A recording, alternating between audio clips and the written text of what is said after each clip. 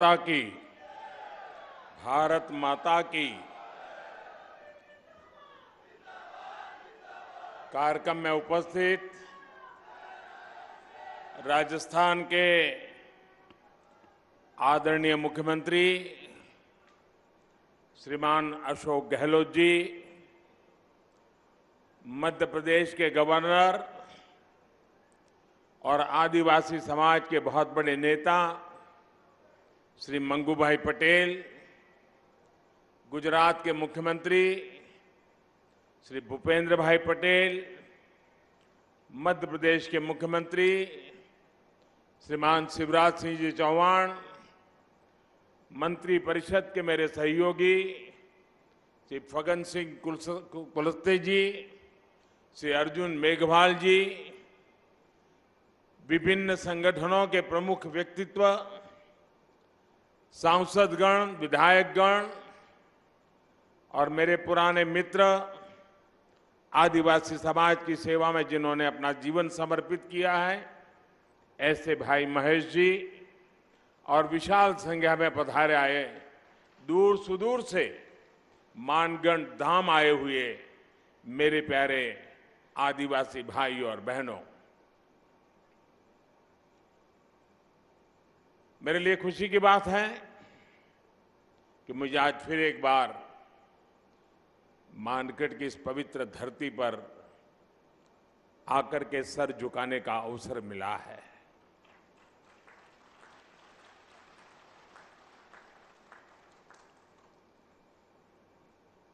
मुख्यमंत्री के नाते अशोक जी और हम साथ साथ काम करते रहे और अशोक जी हमारी जो मुख्यमंत्रियों की जमात थी उसमें सबसे सीनियर थे, सबसे सीनियर मुख्यमंत्रियों में है। और अभी भी हम जो मंच पे बैठे हैं उसमें भी अशोक जी सीनियर मुख्यमंत्रियों में से एक है। तो उनका यहां आना, इस कार्यक्रम में उपस्थित रहना, साथियों, आजादी के अमृत महोत्सव में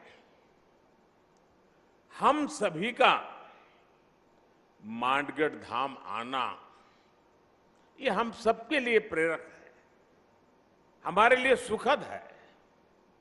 मानगढ़ धाम जनजातीय वीर वीरांगनाओं के तप, त्याग, तपस्या और देशभक्ति का प्रतिबिंब है।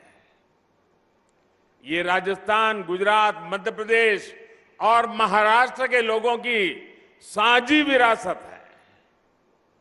परसों यानी 30 अक्टूबर को गोविंद गुरु जी की पुण्यतिथि थी।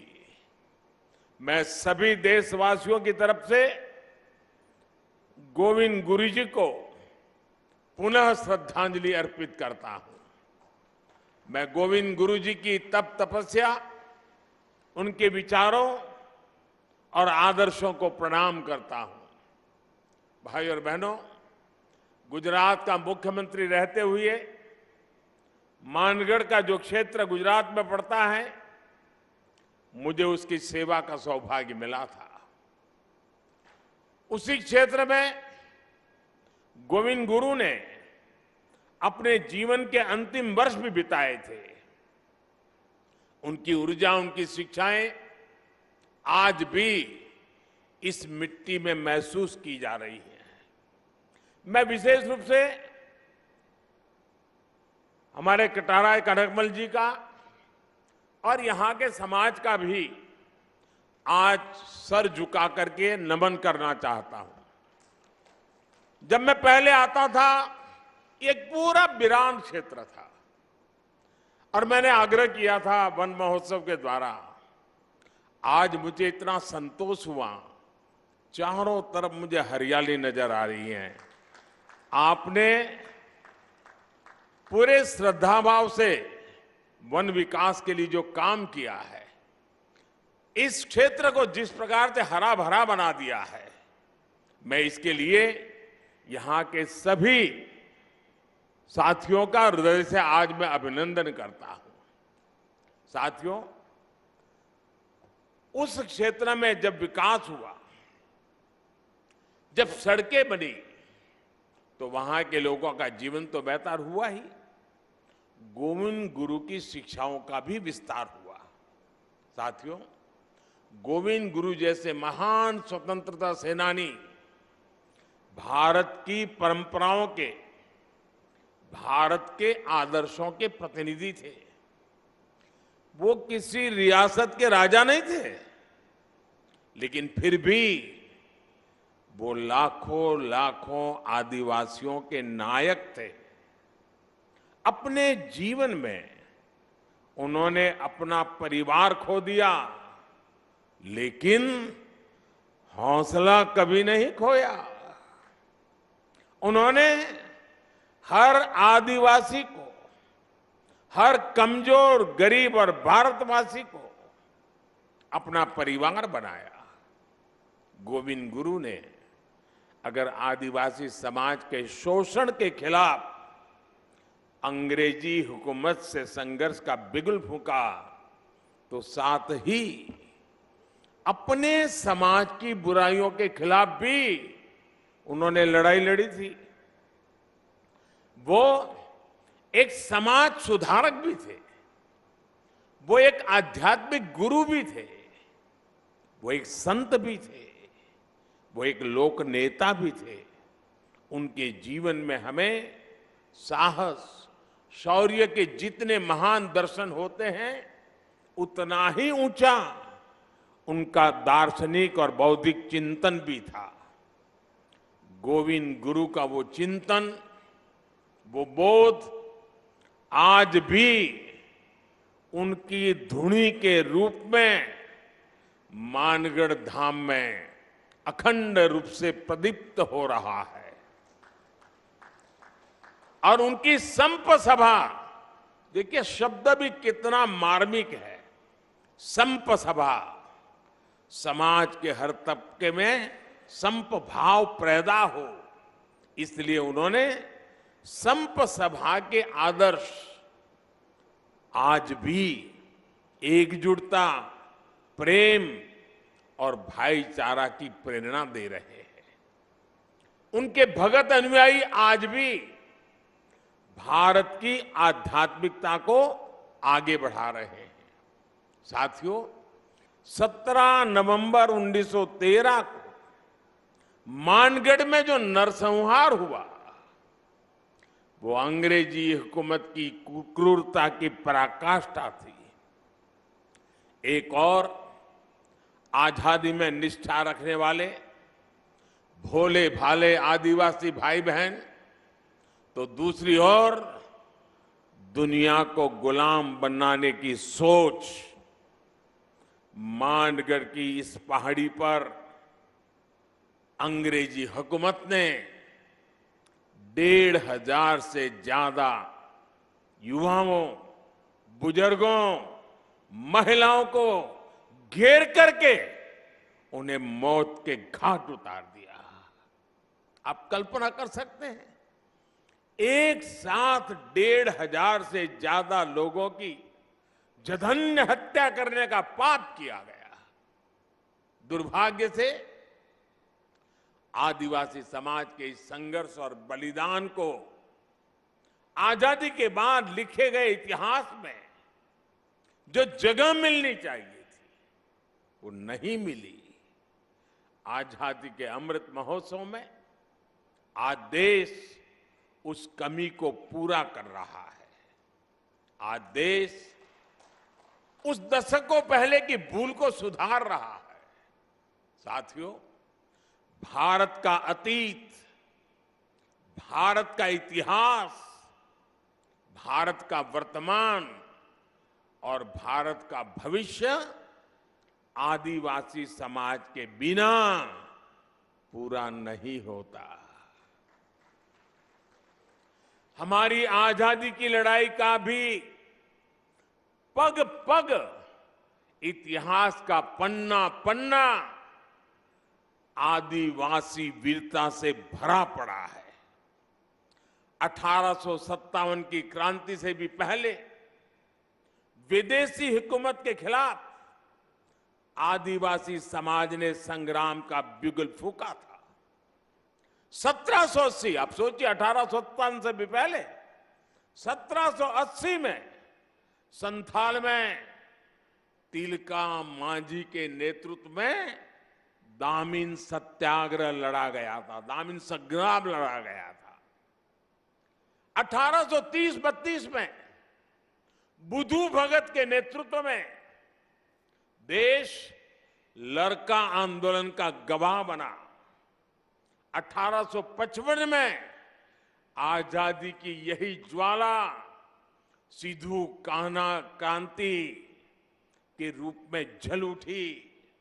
इसी तरह भगवान बिरसा मुंडा ने लाखों आदिवासियों में क्रांति की ज्वाला प्रज्वलित की। वो बहुत कम आयु में चले गए, लेकिन उनकी ऊर्जा, उनकी देशभक्ति और उनका हौसला ताना भगत आंदोलन जैसी क्रांतियों का आधार बना।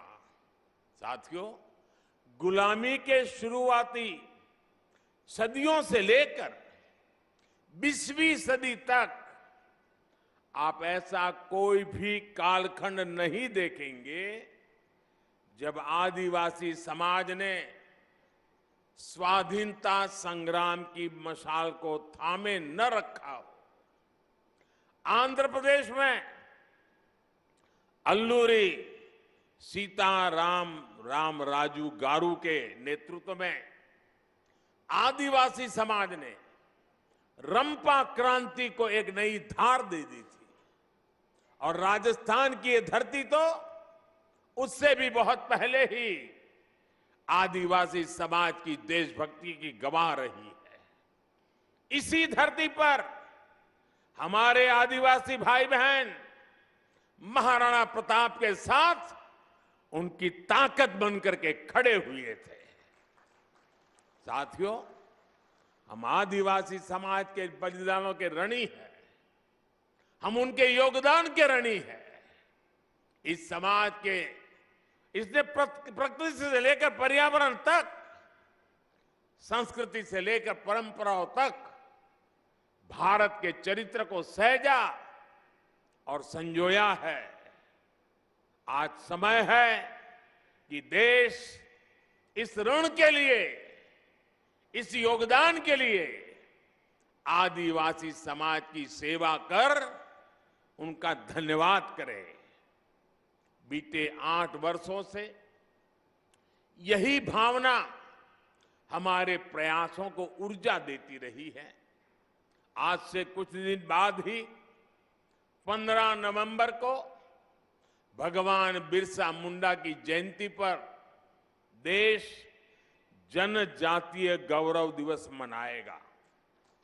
आदिवासी समाज के अतीत और इतिहास को जन जन तक पहुंचाने के लिए आज देश भर में आदिवासी स्वतंत्रता सेनानियों को समर्पित विशेष म्यूजियम बनाए जा रहे हैं।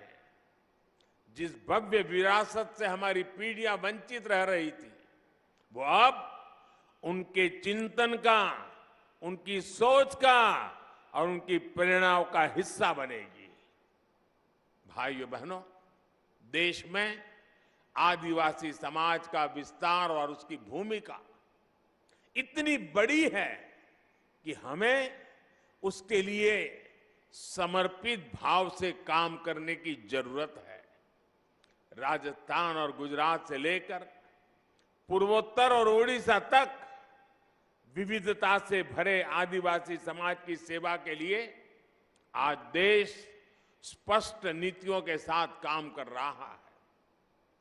वनबंधु कल्याण योजना के जरिए आज जनजातीय आबादी को पानी, बिजली, शिक्षा, स्वास्थ्य और रोजगार के अवसरों से जोड़ा जा रहा है।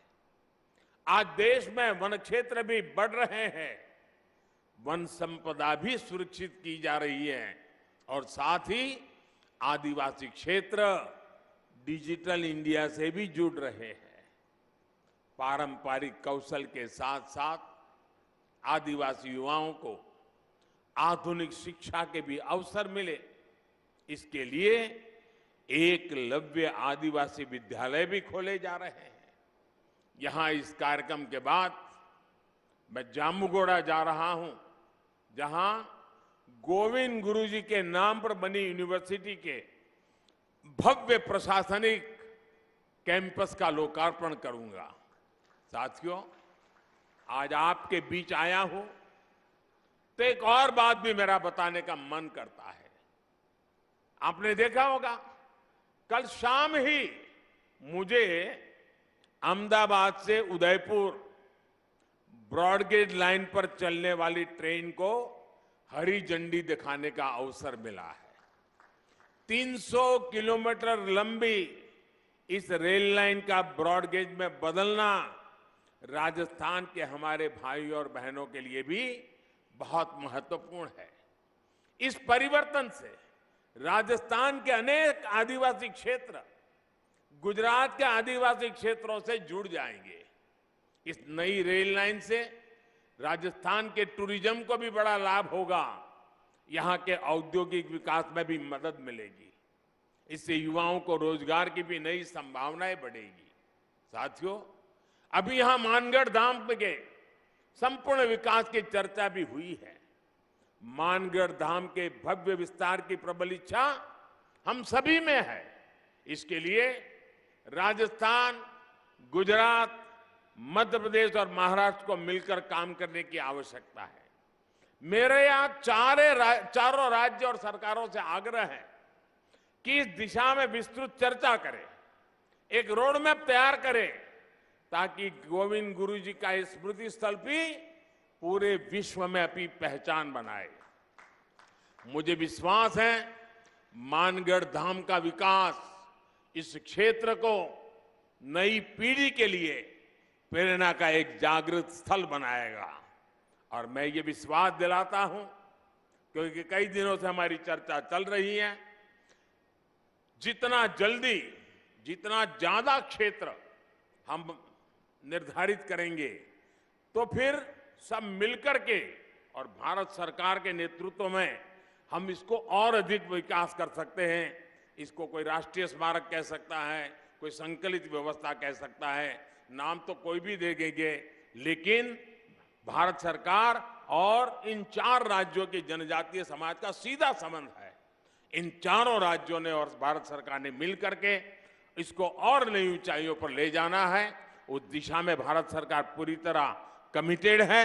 मैं फिर एक बार आप सबको बहुत बहुत शुभकामनाएं देता हूं। गोविंद गुरु के श्री चरणों में प्रणाम करता हूं। उनकी धुनी से मिली हुई प्रेरणा से आदिवासी समाज के कल्याण का संकल्प लेकर के हम सभी निकले, यही मेरी आप सबसे प्रार्थना है। बहुत बहुत धन्यवाद।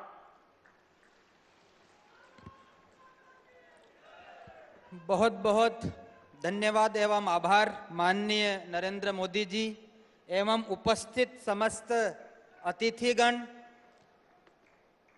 हमारे भील समाज को आपने जो यहाँ मान दिया है, हमारे पूर्वजों की माटी का यहाँ जो वंदन हुआ है, आपका बहुत बहुत आभार।